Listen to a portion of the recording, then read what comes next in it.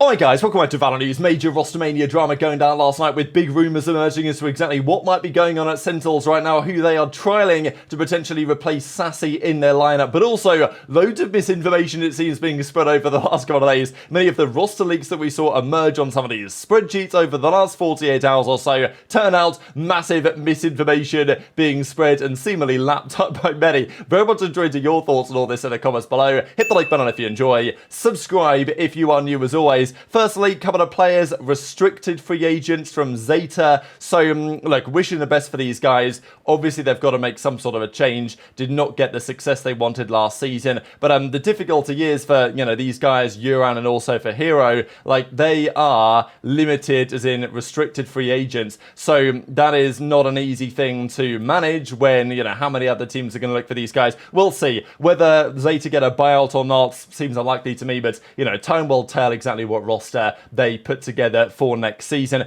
This is Nuki, unrestricted free agent, by the way, looking for a team for next season, wishing him the best. And like for many teams, especially in the current climate of esports, unrestricted means a lot in terms of free agency because you can sign these players for free without worrying about a buyout from the former team. Let's talk about Sentinels quickly before we get back to it in a few minutes time. This to me, it was a pretty big surprise. Drew Spark, the assistant coach of that Sentinels lineup, is now going to be looking for a new team. I was informed yesterday that I will not be included in the plans for 2025. Want to thank Sentinels for trusting me to help lead Sen to new heights, all the guys on the team for being a blast to work with, and more motivated than ever to return to work and achieve more. We saw the former Loud coach as well from a couple of years ago do something similar the other day, and just kind of showing his achievements in various regions right on that XSET team. And then again, let's just ignore Lock in 2023, but 2024 of course much better, winning everything they did, and third in the regular season, fourth in the end of the World Championship, right? And it seems to many that Drew Spark was a massively important part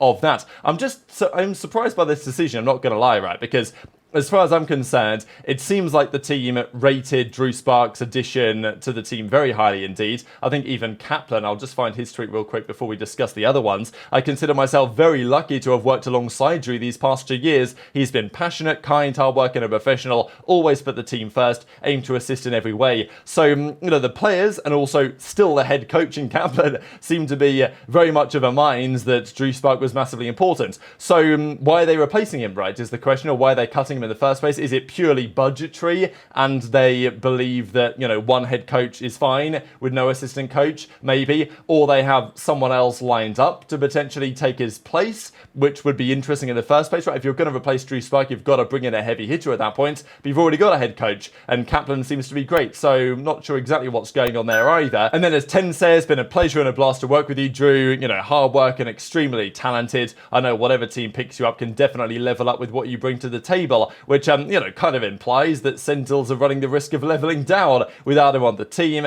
And even Zekan comments on it as well, because he's been with him on the XSET days in addition. Nothing but a pleasure.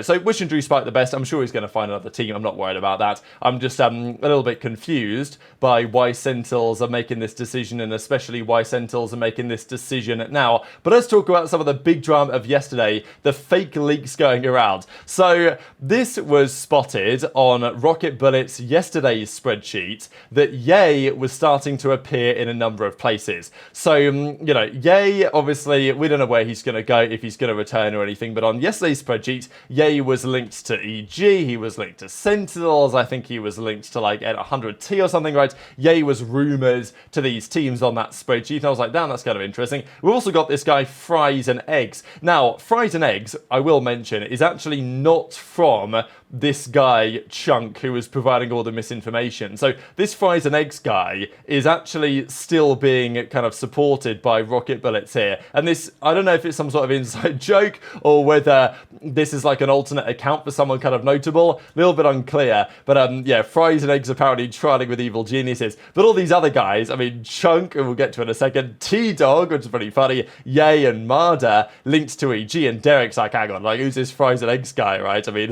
Derek's meant to be on this team. You don't even know who this guy is potentially trialing with the roster. So we know that Rocket Bullets, the guy who makes these spreadsheets, has been in a bit of drama over the last couple of weeks, right? People saying that he's not legit and all this stuff. And look, at the end of the day, when leakers come into play, some of their information is going to be correct and they have legitimate sources. Some of it will not be correct and they will not have legitimate sources.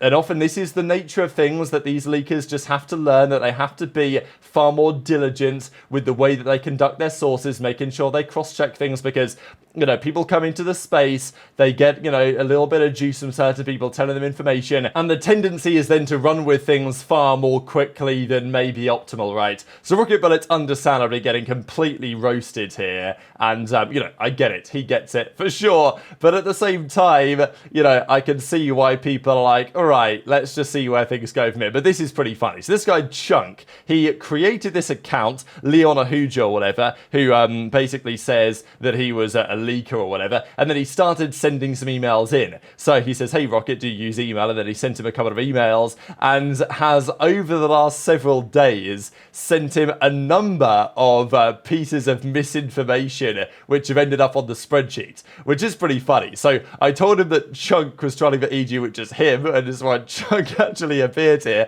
and that Ye was trying for various NA teams. I also had GE having 2 esports, which isn't legal in franchising, but he put it in the sheet anyway. There was also this one, which is pretty funny, where like global esports were linked to Artist, to Angel, and also, which basically we're trying to know, because I'm not sure that was one of his ideas, but they were linked to Turkish players, so like, which obviously doesn't narrow it down all that much, right? So that was pretty funny. And he says, yeah, like Turkish players was also me. I told him that Aspas was going back to Loud, so we talked about that yesterday, didn't we? But, you know, the rumours of him being dissatisfied with Leviathan may still be true. The idea of him going back to Loud, which even as I mentioned yesterday, didn't make that much sense, just because if they're struggling financially, Loud, signing Aspas back with a weaker roster for Aspas, does that make sense for either party? Probably not, but you know, so that wasn't even true. I also told him that Cryo was leaving 100T, which was another thing that surprised us, right? And we talked about this, with Cryo on the spreadsheet as leaving 100T or being linked to NRG or stuff like this. That seemed like, if you're, you know, why would you get rid of Cryo? I think even Asuna mentioned it on stream that Cryo is not going anywhere, so we'll see about that. Mazzino back to Lev, Durka spotted at Vitality headquarters, and that's pretty much where it ends, right? So, you know, there's loads of screenshots and emails and DMs and everything, and it's all rather entertaining on some level, right? I do find it pretty funny. It's unfortunate for Rocket, but like as he says, these are fake emails, moral of the story, don't believe everything you see on the internet. You know, he was getting trolled for days at this point. So, you know, even this is pretty funny. So Ye then, to Chunk then said, Ye, like, you know, hey, what's going on? And Ye actually responded to this and said, yeah, pretty funny, good work, fella, type thing. And then Rocket says, I've been lied to, this community is so weird. So, which is true maybe on some level, right? But at the same time, as if you're trying to be a credible leaker, you've got to be diligent on these things. And as Solgi says in the replies, right, like, you've got to own up for your mistakes on this one. And he says, yeah, own that mistake. I needed to corroborate this stuff with more sources, but you know, to even have the thought to do something so malicious, I don't know if it's quite,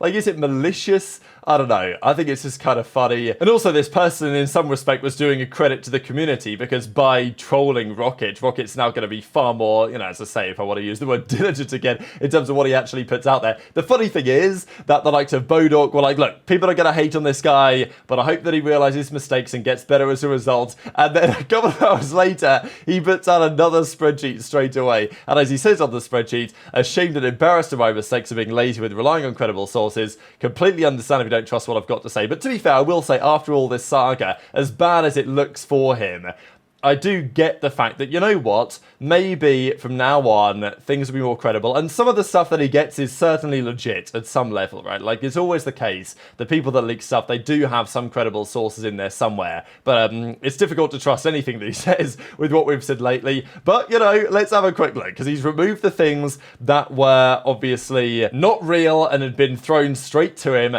But nonetheless, some of this stuff that he's got in the spreadsheet still potentially could be true. And And I guess we're going to talk about Narrate now, because Narrate has been linked here to Sentinels, has been linked here to 100 Thieves. We've also got Oxy, which is pretty interesting as a question mark and potentially on the radar of G2 for Icy. That's an interesting one to think about. But let's talk about Narrate, because yesterday, Narrate and Zekken was spotted playing ranked together. And you might say, oh, well, this isn't really that much. However, there is obviously some theories that this could be what has happened. And these are a couple of screenshots of what they played, right? We've got Zekken, we've got Narrate playing in the same lobby together here. We've got another one, which is actually, yeah, right about here. So we've got on this top team, Narrate and Zekken on the same team playing some Radiant Immortal rank together. So, you know, interesting, maybe nothing much to it. However, there are some, as you might expect, great detectives here in the Valorant scene. And this guy, NK Lassitude, says the following, some conjecture to add to this. So, you know, and then he has some other screenshots here of this scrim set they played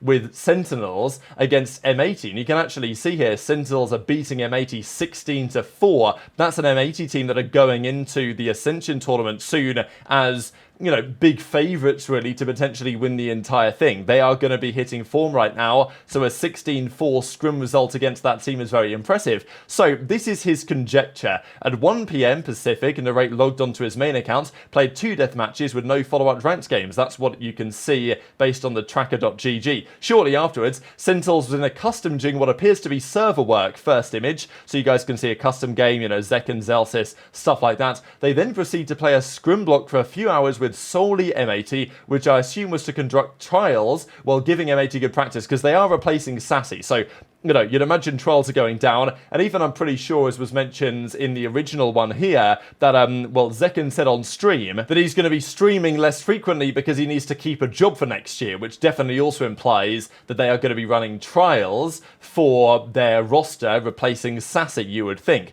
Then, after the scrim block is over, Narrate and Zekken end up in ranked together. So, you know, this is the theory, that Narrate then warms up, goes out of his main account onto his alternate account, so you can't see him play, scrims with Sentinels, because that's the interesting thing, that Narrate warmed up, played a couple of death matches, disappeared for a few hours, and then just as the Sentinels scrim block ended, then he's on ranked with Zekken. So either, you know, he just happened to be doing something within those few hours they were scrimming M80, or he was scrimming M80, right? Which is potentially more viable. So I just thought that was pretty interesting. Intrigued to your thoughts in the comments below. And as I mentioned, if that trial has gone well, then maybe Narrate to Sentinels is going to be something to look at. And honestly, I kind of like the sound of that, but very much intrigued to your thoughts on all of this stuff in the comments below. Maybe Purist is going to make a return to give us some credible leaks from now on into the future, but hit the like button if you enjoyed, subscribe if you're new, take care, and I'll see you next time.